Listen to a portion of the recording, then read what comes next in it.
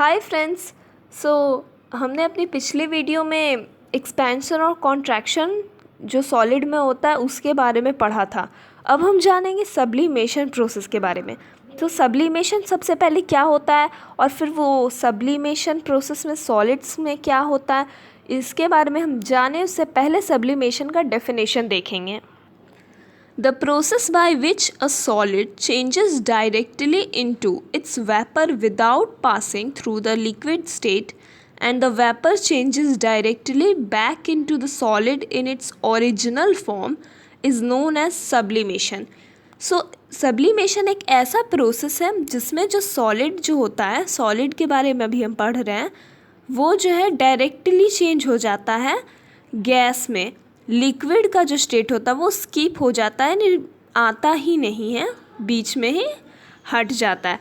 जैसा कि हम सभी जानते हैं कि मैटर का 3 स्टेट है मेन, सॉलिड, लिक्विड और गैस। और अगर तीनों का हमें स्टेट चेंज करना है, फिजिकल चेंज लाना है उसमें, तो हम उसे जो है बाहर के एक्सटर्नल फोर्स, चाहे हम इसे हीट करें, कूल करें, उसके थ्रू हम उनमें चेंजेस लाते हैं।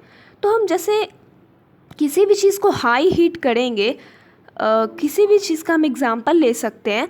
अगर मैं आइसक्रीम ही आप खाते हैं, ठीक है, तो वो आइस जो होता है उस टाइम जो वो सॉलिड स्टेट में होता है, और जब हम उसे हीट करते हैं तो क्या मेल्ट हो जाता है और वाटर के फॉर्म में आ जाता है, लिक्विड के। फिर उसी वाटर को अगर हम वेपराइज करें, again we heat them a lot, water को अगर हम बहुत ज़्यादा गर्म करें तो वो वापस वेपराइज होकर गैस बन जाता है। फिर उसी गैस को ठंडा करें तो वो सॉलिड। So these are the alternative process which is running always. Sublimation में क्या होता है कि जो सॉलिड होते हैं उन्हें जब हम हीट करेंगे या जो एक्सटर्नल फोर्स प्रोवाइड करेंगे तो उसमें वो जो है वो गैस की स्टेट में डायरेक्टली आ जाएंगे। सॉलिड, लिक्विड, गैस में डायरेक्टली सॉलिड से गैस, लिक्विड के स्टेट में आते ही नहीं है। तो ये जो डायरेक्ट चेंज होता है, इस प्रोसेस को हम सब्लिमेशन कहते हैं, as according to the definition. Okay, अब हम सब्लिमेशन प्रोसेस के ही एक टर्म को जानते हैं, sublimate. So the solid obtained as a result of sublimation is called the sublimate. तो देखिए क्या है कि जब सब्लिमेशन प्रोसेस में क्या होता है, सॉलिड को हीट करने पे वो गैस बन जाता है, और जब गैस पे को हम अगेन चेंज करते हैं तो वो भी वापस बैक लिक्विड होके सॉलिड नहीं आता, वो गैस भी जो है वो डायरेक्टली सॉलिड बन जाता है। तो वो जो सॉलिड बनता है सब्लिमेशन प्रोसेस में, तो उससे हम सब्लिमेट कहते हैं। अभी चलिए हम एग्ज़ाम्पल के थ्रू समझते हैं। सो मैं बहुत ही कॉमन एग्ज़ाम्पल से स्टार्ट करूँगी, और ये एग्ज़ाम्पल भी आपको हर जगह मिल जाएगा, बुक में भी और आपके घर के आसपास भी। That's why I am giving this examples to you. Example of substances which can undergo sublimation are iodine, ammonium chloride. तो ये सब तो केमिकल सब्सटेंसेस है, आप अक्सर लेबोरेटरी में एक्सपेरिमेंट के दौरान जानेंगे। अब कुछ कॉमन एग्जांपल है, कैम्फर हो गया, नेफ्थलीन हो गया। तो अब कैम्फर मीन्स कपूर होता है, ठीक है। तो आपने अपने घर में ज़रूर वर्शिप के दौरान, पूजा के दौरान देखा होगा यूज़ करते घर पे। तो आपने कभी देखा है कि कपूर को जलाते हैं तो वो लिक्विड मेल्ट होके स्प्रेड हो जाए? नहीं होता है, क्योंकि वो डायरेक्टली गैस में कन्वर्ट हो जाता है और लिक्विड स्टेट पे आता ही नहीं है। सो हमारा कपूर एक एग्जांपल हो गया। दूसरा है नेफ्थलीन, वो जो है आपने अक्सर देखा होगा घर में भी यूज़ होते हुए। सब्सटेंसेस को जब हम हीट करते हैं और वो गैस में कन्वर्ट होता है, और उस गैस को जब हम वापस कन्वर्ट करते हैं, करने की कोशिश करते हैं, तो वो जो हमें रिज़ल्ट में सॉलिड मिलता है उसे ही हम सब्लिमेट कहते हैं। सो आई होप कि आप लोगों को समझ आ गया होगा। यहाँ एनसीईआरटी की एक एक्टिविटी भी दी हुई है सब्लिमेशन से related, but it's not too tough, so आप इसे खुद भी पढ़ सकते हैं। इसमें एक्सपेरिमेंट करने के लिए है अमोनियम क्लोराइड वगैरह पे, कि आप एक्सपेरिमेंट करके देख सकते हैं कि किस तरह हीट करने पे गैस में डायरेक्टली कन्वर्ट होगा, लिक्विड पे नहीं आएगा, और कैसे वो गैस वापस सॉलिड में आएगा। सो ये एग्जांपल आपको समझाने के लिए एक्टिविटी में दिया हुआ है। Now coming to the diffusion process. So this is a process by which the particles of a substance may enter spontaneously into another substance.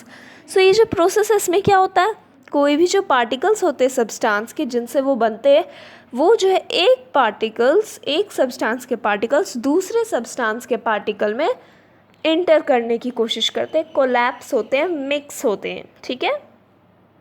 और जैसा कि आप जानते हैं, you know that movement of particles in A solid is restricted. जैसे कि जानते हैं कि मूवमेंट्स जो है वो सॉलिड के पार्टिकल्स नहीं करते या बहुत कम करते, क्योंकि उनमें जो इंटरमॉलिक्यूलर फोर्स बहुत हाई होता है। So hence a solid does not have the property of diffusing into other solids.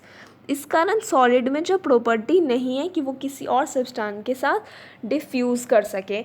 ठीक है, तो डिफ्यूज़न सिंपली मीन्स होता है मूवमेंट जो सब्सटेंस का हो। ठीक है, movement of particles into high concentration to low concentration region, या कह सकते एक सब्सटेंस से दूसरे सब्सटेंस के बीच का जो पार्टिकल का मूवमेंट होता है उस प्रोसेस को डिफ्यूज़न कहते हैं। ठीक है, और सॉलिड्स ये नहीं इस प्रॉपर्टी को फॉलो करती हैं, क्योंकि उनके पार्टिकल्स जो है मूवमेंट बहुत रिस्ट्रिक्टली करते हैं।